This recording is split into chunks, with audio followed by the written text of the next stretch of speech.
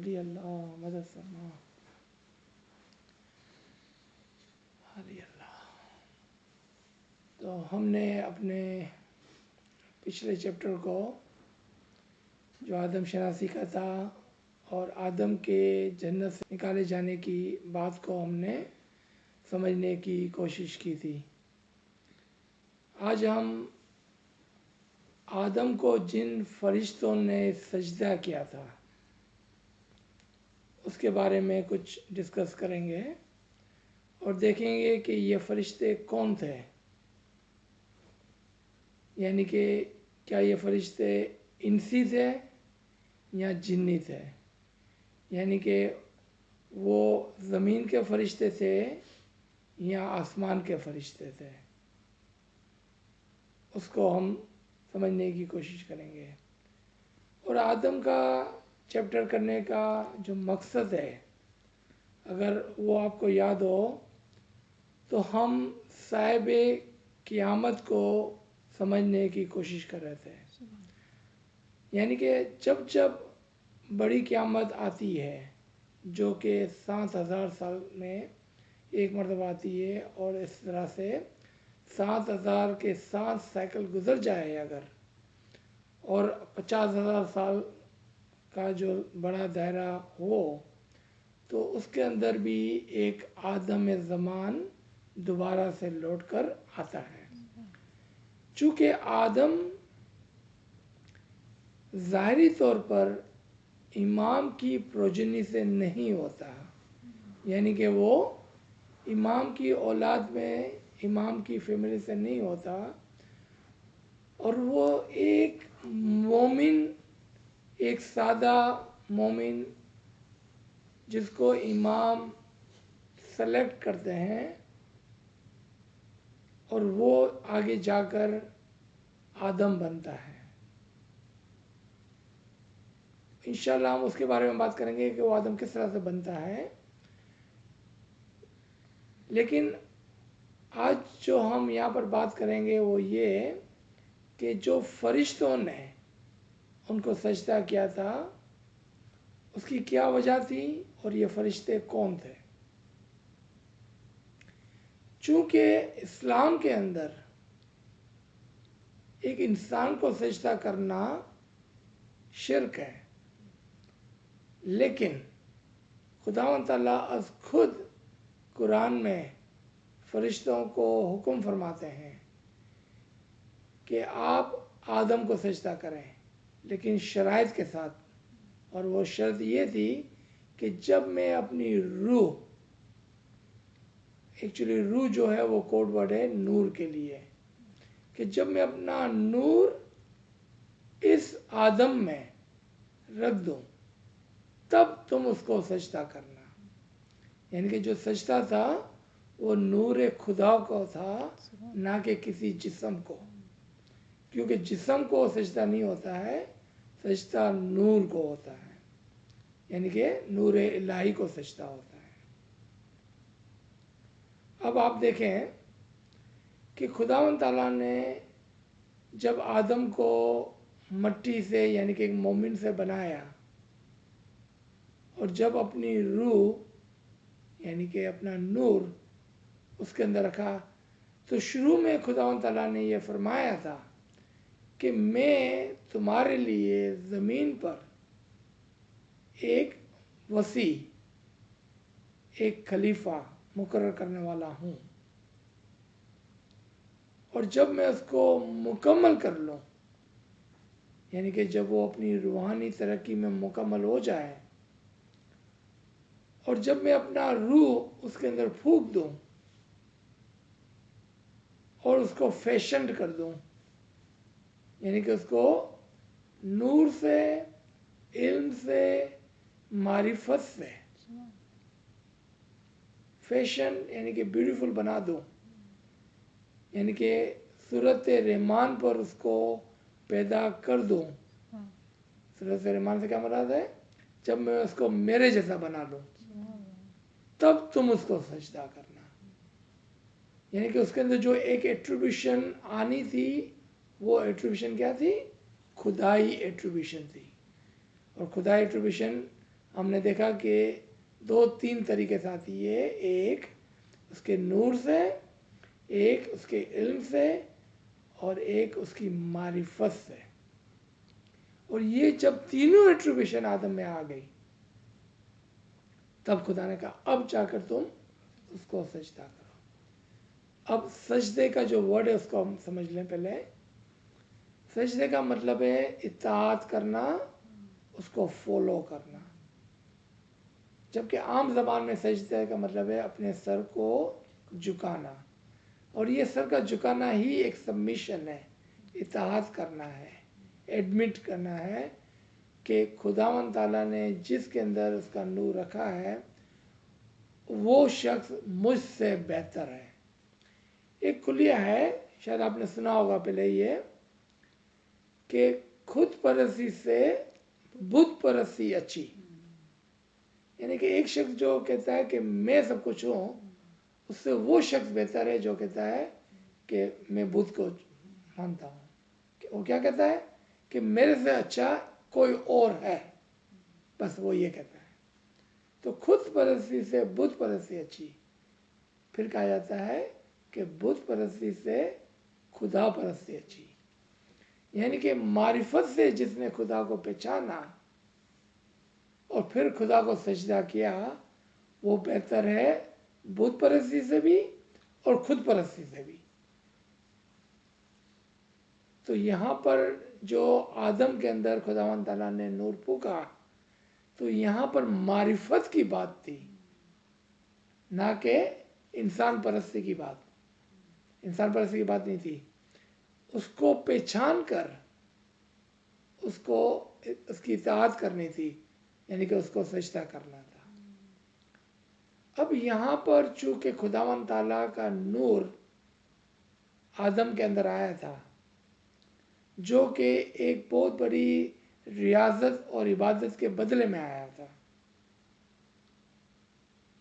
تو اس کے پاس جو معرفت اور جو علم آیا، اس کے بیس پر خداوند تعالیٰ نے کہا اب آپ اس کی اطاعت کرنا، کیونکہ اس کے پاس میرا تمام علم موجود ہے، اور اس کو فالو کرنا. اب اس کی دنیا کی اگر ہم مثال لیں تو سب سے پہلے ایک بچہ جو ہے وہ اپنے ماں باپ کو فالو کرتا ہے، پھر وہ بڑا ہوتا ہے وہ ٹیچر کو فالو کرتا ہے، پھر وہ بڑا ہوتا ہے اپنے باس کو فالو کرتا ہے. پھر کرتے کرتے کرتے جب اس کا پوری یعنی کہ عقل آ جاتی ہے، تب وہ جا کر امام کو، اپنے مذہب کو، اپنے پیروں کو اور فرامین کو اور گنان کو سمجھنے لگتا ہے. دین ہی فالوز، پیر کو فالو کرتا ہے، وہ امام کو فالو کرتا ہے.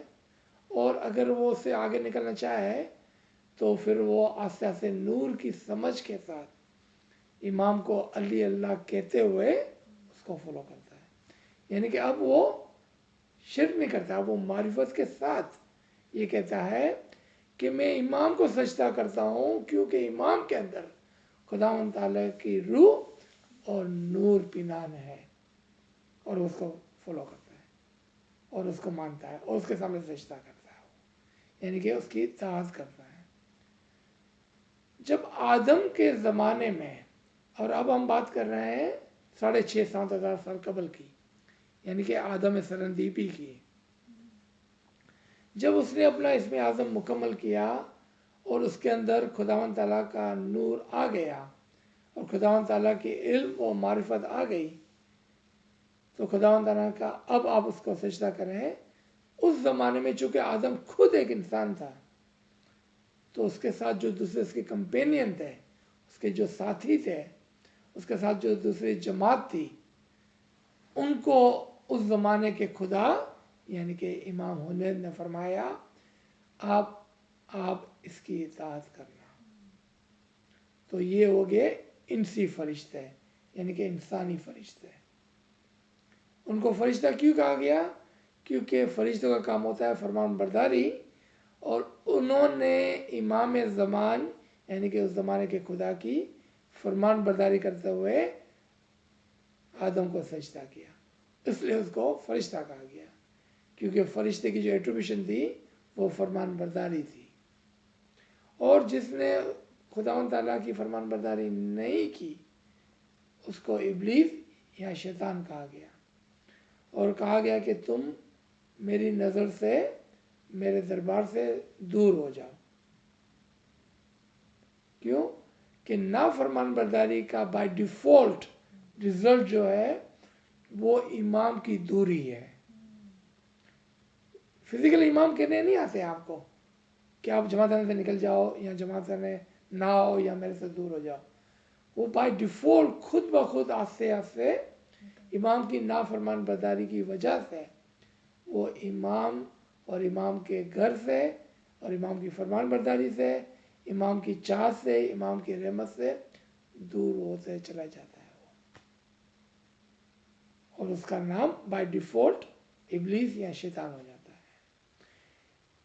اس کا نام شیطان کیوں ہو جاتا ہے؟ کیوں کہ وہ جب امام کی فرمان برداری نہیں کرتا ہے تو بائی ڈیفالٹ وہ شیطان کی فرمان برداری کرتا ہے، بائی ڈیفالٹ، نہ جانتے ہوئے، ناٹ نوئنگلی وہ شیطان کی فرمان برداری کرتا ہے، یعنی کہ امام کی نافرمان برداری کرتا ہے۔ اور یہ ایٹریبیوشن جو تھا وہ شیطان کا تھا، اور جو امام کی فرمان برداری کرتا ہے اس کو فرشتہ کہا جاتا ہے، کیونکہ یہ ایٹریبیوشن فرشتوں کا ہے۔ تو یہ تو انسی فرشتے ہوئے۔ what about جنی فرشتے، یعنی کہ سماوی یا آسمانی فرشتے؟ وہ روح ہیں کہ جو مومن روح ہیں، جو فرشتوں کی مثال پر ہے، وہ گزر جانے کے بعد بھی امام کی فرمان برداری میں رہتے ہیں۔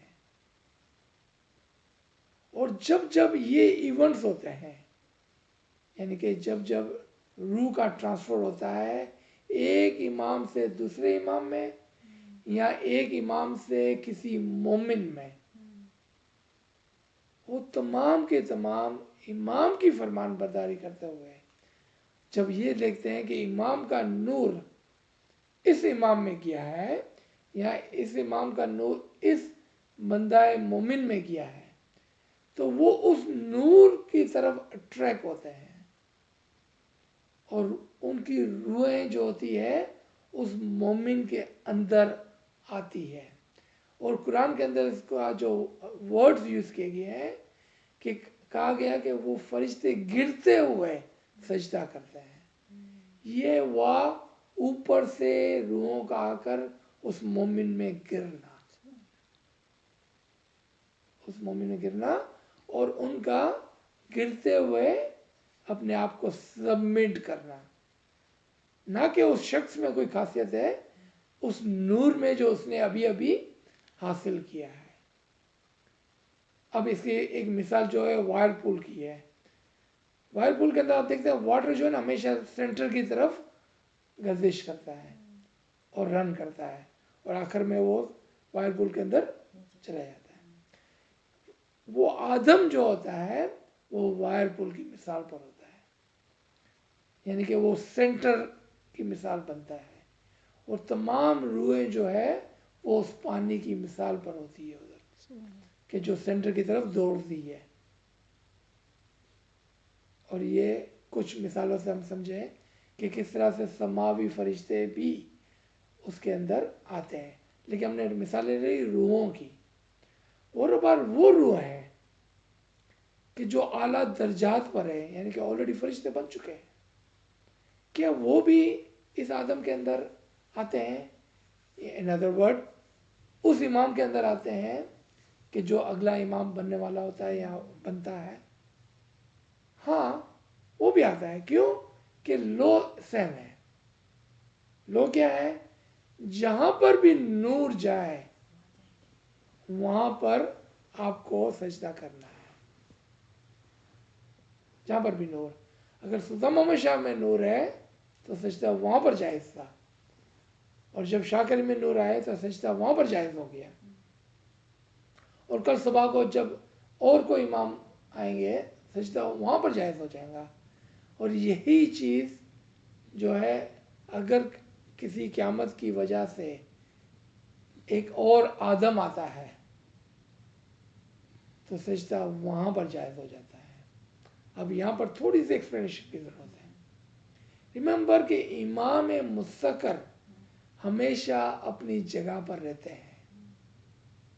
امام مستقر ہمیشہ اپنی جگہ پر رہتے ہیں اور وہ امام مستقر بائی ڈیفالٹ اپنے فرمان سے یہ کہتا ہے کہ تم میں سے، اور ہم قرآن ریفرنس بھی نکال سکتے ہیں اس کا، کہ تم میں سے جو اولی الامر کا مالک ہے تم خدا کے بعد اور رسول کے بعد اس کی اطاعت کرنا. سبحان اللہ. اور چونکہ وہ آدم اس وقت امام کا وصی اور خلیفہ اور اولی الامر ہوتا ہے، یعنی کہ امر کا مالک ہوتا ہے، تو سجدہ اس کو جائز ہوتا ہے. نہ کہ پیشانی کے سجدے کی بات نہیں کر رہے ہم، یعنی کہ اس کی اطاعت اس کی جائز ہوتی ہے. آ جائیں پیر کی مثال کے اوپر. کیا ہم نے اپنے ماضی کے اندر، اپنی ہسٹری کے اندر یہ نہیں دیکھا کہ لوگوں کو پیر پوچھینے چالوانوں کا حکم ہوا کہ جو پیر کہے وہ کرنا ہے؟ تم ایسا نہیں بولا کہ جو امام کہے وہ کریں. دیکھا آپ نے؟ ایک ماں باپ جو ہے اپنے بچوں کو جب اسکول بھیجتے ہیں تو کیا کہتے ہیں؟ جو ٹیچر کہے تم وہ کرنا. جبکہ وہ گھر میں تھا تو کہتا جو ماں باپ کہے وہ کرنا. امام مستقر ہر ہمیشہ اپنی جگہ پر رہتے ہیں اور اس کے فرمان کے مطابق ہم چلتے ہیں. لیکن امام کا فرمان کیا ہوتا ہے کہ تمہارے درمیان میں اگر کوئی اولی الامر کا مالک ہے، یعنی کہ پیر ہے، تو تم اس کو فالو کرو کیونکہ وہ آپ کو میری طرف لائیں گے. یعنی کہ پیر کا کام ہوتا ہے کہ وہ امام شناسی لوگوں تک لائیں. اگر وہ پیر کی بات نہ مانے تو نہیں پہنچ سکتا ہے. اسی طرح سے اگر رسول کے زمانے میں کوئی شخص رسول کی بات نہ مانے تو خدا تک نہیں پہنچ سکتے. اب واپس آئیں اسی بات پر کہ جب حضور صلی اللہ علیہ وسلم پہ یہ آیت نازل ہوئی کہ میرا جو فرمان ہے تمہاری طرف، یا رسول بلغ ما انزل الیک، جو میرا فرمان ہے وہ تم پہنچا دو. کیا تھا کہ تم جماعت کو اور زمانے کے جو لوگ ہیں اس کو تم علی کی پہچان کروا لو. یعنی کہ فرمان کیا ہوا؟ اب تم اس کو فالو کرو. حالانکہ زمانہ کون سا تھا؟ یہ ناطق کا اور رسول کا زمانہ تھا. لیکن ایک وقت میں آ کر اس نے کیا کہا؟ اب تم کو علی کو فالو کرنا ہے. کیوں؟ کہ یہی رواج ہے کہ جہاں پر نور چلے جائے، جہاں پر امر چلے جائے، اس کی اطاعت لازمی ہو جاتی ہے. یعنی کہ اس کا مطلب یہ نہیں کہ امام کو ہم چھوڑ دیتے ہیں، امام کو نہیں چھوڑ دیتے ہیں. امام کے فرمان کے مطابق ہم اس شخص کو فالو کرتے ہیں. فار ایگزامپل آریزی کا ٹیچر ہے، فار ایگزامپل مکھی صاحب ہے، فار ایگزامپل کوئی بھی ایسا عارف ہو سکتا ہے، ایسا شخص ہو سکتا ہے کہ جس کے پاس امام کا امر ہو، تو پھر اس کو فالو کرتے ہوا وہ شخص کیا کرتا ہے کہ اس کی اطاعت کرتے ہوئے وہ امام کے نور تک پہنچتا ہے. کیوں؟ کہ جب تک اس کی اطاعت نہیں کرتا وہ امام تک نہیں پہنچ سکتا. کیونکہ امام نے کہا کہ آپ اس کی اطاعت کرو، یعنی کہ پیر پوچھی نے چلوا لو. یہ بالکل ہمارے پاس ایک سمپل اگزامپل ہے. اچھا واپس آئے ہم آدم کے پاس. آدم کو ہم اس لیے سمجھ رہے تھے کیونکہ جب جب قیامت آتی ہے، یعنی کہ جب جب یہ دائرہ مکمل ہوتا ہے اور جب جب قائم تشریف لاتے ہیں، تب تب دنیا کے اندر آدم بھی تشریف لاتے ہیں. سبحان اللہ. اور چونکہ آدم ایک جماعت کا عام شخص ہوتا ہے، اس کی پہچان تو امام شناسی سے بھی زیادہ مشکل ہے، اس کی پہچان تو قائم شناسی سے بھی زیادہ مشکل ہے. یعنی کہ ہم سمجھتے ہیں کہ قائم شناسی مشکل تھی، صاحب قیامت کی شناخت اس سے زیادہ مشکل ہوتی ہے. کیا وجہ ہے کہ اس کی شناخت مشکل ہوتی ہے؟ ایک تو ہم نے آلریڈی عرض کی کہ وہ امام کی فیملی سے نہیں ہوتا ہے، اور دوسرا اس کا جسم اور اس کے احوال ہمارے نظروں سے جب گزرتے ہیں تو ہماری نظریں اس کو ایکسیپٹ نہیں کرتی ہے. اس کی مثال اگین امام سے ہی لیتے ہیں ہم. دنیا کے لوگ کیوں امام کو نہیں مانتے ہیں؟ کیونکہ امام کا جسم ان کے آڑے آتا ہے. اور وہ کیا پارٹ ہے گنان کا کہ اے مومن ہمیں آپ کی ایک ہی فکر ہے. ایک જ ફિકર મુનિવર અમને તમારી માણસ રૂપે સાહેબ જાણો जी. کہ ایسا نہ ہو کہ آپ صاحب کو ایک آدمی سمجھ بیٹھے پھر بولتے ہیں میرے کو آپ کی یہ فکر ہے بہت ہی. اور یہی بات جو ہے صاحب قیامت کے لیے ہے کہ ہم جب اس کو دیکھتے ہیں تو وہ ہمارے جیسا ایک سیدھا سادہ آدمی ہوتا ہے, ایک عام جماعت کا ممبر ہوتا ہے, لیکن خداوند تعالیٰ کی رحمت اس پر ہوئی ہوتی ہے, نظر ہوئی ہوتی ہے, اور خداوند تعالیٰ نے اس کو اپنا نور دیا ہوتا ہے, اور اس نور کی وجہ سے اس کے پاس وہ علم و وہ معرفت آ جاتی ہے جو امام کے پاس ہوتی ہے. یعنی کہ امام کا چھپا ہوا خزانہ وہ تمام کا تمام امام اس کو دیتا ہے اور کہتا ہے کہ اب آپ اس کو فالو کرو تاکہ تم مجھ تک پہنچ سکو. جس طرح سے یہ واپس اگین کہ خدا تک پہنچنے کے لیے ہمیں رسول کی اطاعت کی ضرورت پڑتی ہے, اور رسول تک پہنچنے کے لیے امام کی اطاعت کی ضرورت پڑتی ہے, اور امام تک پہنچنے کے لیے ہم کو عارف زمان کی ضرورت پڑتی ہے. اور یہی طریقہ ہر زمانے میں ہے. اگر کسی زمانے میں آ کے امام فرماتے ہیں کہ اب پیراتن میں نے اپنے اندر رکھ لی ہے, تو کوئی مومن چیلنج کر سکتا ہے, سوال پوچھ سکتا ہے, سوچ سکتا ہے کہ وہ لوگ اچھے تھے کہ جب ان کے درمیان میں پیر آ کے ان کو امام سمجھاتے تھے کہ امام کون ہے, امام کا نور کیا ہے, تو ہم آج انلکی کس طرح سے ہو گئے جبکہ ہمارے پاس تو زمانے کا امام موجود ہے. اس کی مثال کیا ہوگی؟ رات کی مثال ہوگی. اگر رات کو کوئی نادان شخص کہے کہ سورج نہیں ہے, یا دن کے وقت کوئی نادان شخص کہے کہ ستارے اور چاند نہیں ہے, تو وہ نادان ہو گیا, اس کا مطلب نہیں کہ وہ نہیں ہے. تو جب امام نے کہا کہ آج میں نے پیراتن اپنے اندر رکھی ہے, یعنی کہ چاند کو اپنے ساتھ کر لیا ہے, چونکہ وہ قیامت کی نشانیوں میں سے تھا کہ سورج اور چاند ایک ہو جائے گا. What about stars? اسٹارز کا کیا ہوا؟ اسٹارز جو دائی کی مثال پر ہے اس کا کیا ہوا؟ اور آج امام بولتے ہیں کہ آپ میرے ایمبیسیڈرز ہیں. کسی زمانے میں یہ ٹائٹل پیروں کے لیے ہوتا تھا کہ پیر امام کے ایمبیسیڈرز ہوتے تھے. آج امام ہم کو بولتے ہیں کہ آپ ہمارے ایمبیسیڈر ہیں. آج امام ہم کو بولتے ہیں آپ ہمارے دائی ہیں. آج امام ہم کو بولتے ہیں آپ ہمارے فدائی ہیں. یعنی کہ آج ستاروں کی طرح ایک سے زیادہ ممکن ہے کہ یہ عارفین ہمارے پاس ہو, ایک سے زیادہ, اور اس میں ایک عارف کامل ہو جو آدم کی مثال پر ہو. اور اس کی شناخت کرنا اتنا ہی ضروری ہے اس دور میں, قیامت کے دور میں, جتنا کسی زمانے میں پیر کو سمجھنا ہوتا تھا, یا جتنا کسی زمانے میں امام کو سمجھنا ہوتا تھا, یا جتنا کسی زمانے میں پیغمبر کو سمجھنا ہوتا تھا. کیونکہ پیغمبر نہ سمجھے اور فالو نہ کرے تو وہ خدا تک نہیں پہنچ سکتے, اور امام کو فالو نہ کرے تو پیغمبر تک نہیں پہنچ سکتے, اور پیر کو فالو نہ کرے تو امام تک نہیں پہنچ سکتے ہیں. تو آج ہمارا اس سبجیکٹ کے اندر ہم نے جو بات سمجھی کہ پہلے فرشتے کون ہیں, اور آج ہم فرشتے کی ایٹریبیوشن رکھتے ہیں کہ نہیں رکھتے ہیں, اور اگر ہم فرشتے کی ایٹریبیوشن رکھتے ہیں تو ہمیں کیا کرنا ہوگا؟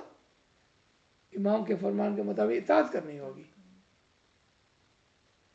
اور یہ اطاعت اگین یہ سجدہ وہ سجدہ نہیں ہے جو ہم امام کے لیے کرتے ہیں. یہ سجدہ اس کی علم لینے کی صورت میں, حامی بھرنے کی صورت میں, اطاعت کرنے کی صورت میں ہوتا ہے, نہ کہ کوئی جبین کا سجدہ ہوتا ہے. تو یہاں پر میرے خیال میں روکتے ہیں. یہاں پر سوالات بہت سارے ہو سکتے ہیں, گنجائش ہے اس کے اندر. اگر